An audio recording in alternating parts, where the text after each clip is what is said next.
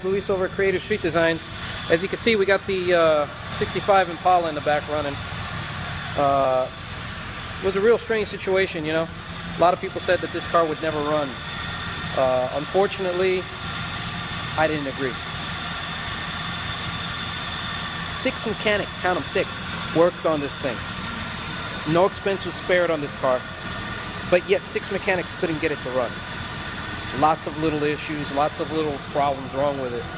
But at the end of the day, it just took a little bit of know-how, some attention to detail, and some time. For everybody wanting to know how to do LS swaps, here's my secret to it. Take your time. The cheapest is the dearest.